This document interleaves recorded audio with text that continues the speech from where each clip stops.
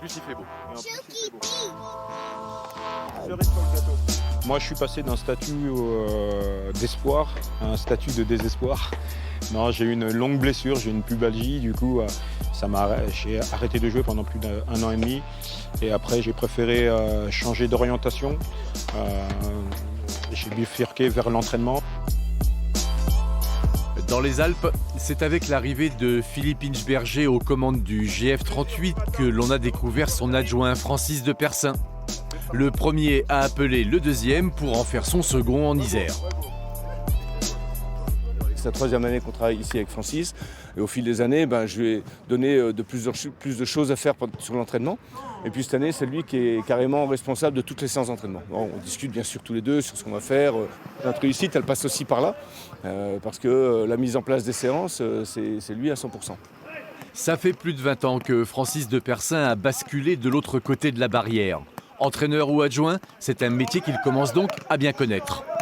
Sur les zones excentrées, en marque, en stop ball.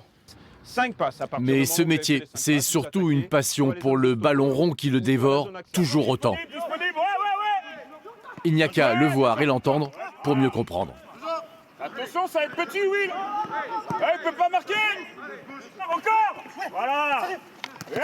Dommage. Ça les stimule et c'est que ça rend l'entraînement beaucoup plus dynamique, beaucoup plus vivant. Merci Francis. Avec plaisir. Roux, bien joué. Attention, faut lâcher maintenant, faut lâcher.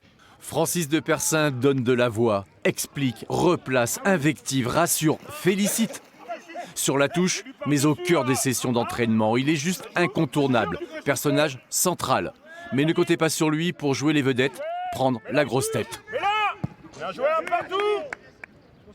Ça joue les mecs. Moi, ce qui m'intéresse, c'est surtout le terrain, c'est préparer des séances, animer des séances, être proche des joueurs, avoir ces échanges qui peuvent aussi donner des informations au coach. Et quand l'adjoint n'est pas sur les terrains, ballon au pied, il est à son bureau, les mains sur le clavier. Tranquille, paisible. Devant ses yeux, les images défilent. Images de matchs passés pour débriefer.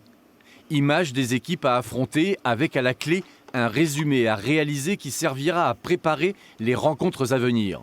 Francis de Persin est aussi analyste vidéo. J'essaye de déceler les failles chez l'adversaire. Et forcément, là, j'ai besoin plus de calme et de concentration pour pouvoir ressortir les points forts et les points faibles de nos adversaires. Mon œil s'est aiguisé.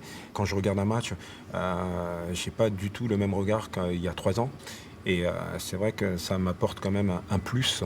Même quand on est un jour de match et que je suis sur le banc, je me concentre sur nous, mais je regarde aussi ce que fait l'adversaire. J'ai un regard un peu plus large. Et ça me permet d'avoir une meilleure analyse. Adjoint complet et parfaitement complémentaire du coach, Francis de Persin s'investit sans compter dans son travail de numéro 2.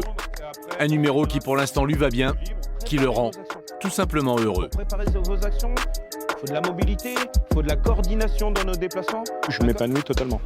Après, si dans quelques années, ma collaboration avec Philippe doit se terminer pour différentes raisons, retrouver un poste de numéro 1, pourquoi pas. Mais pour l'instant, ce n'est pas ma priorité.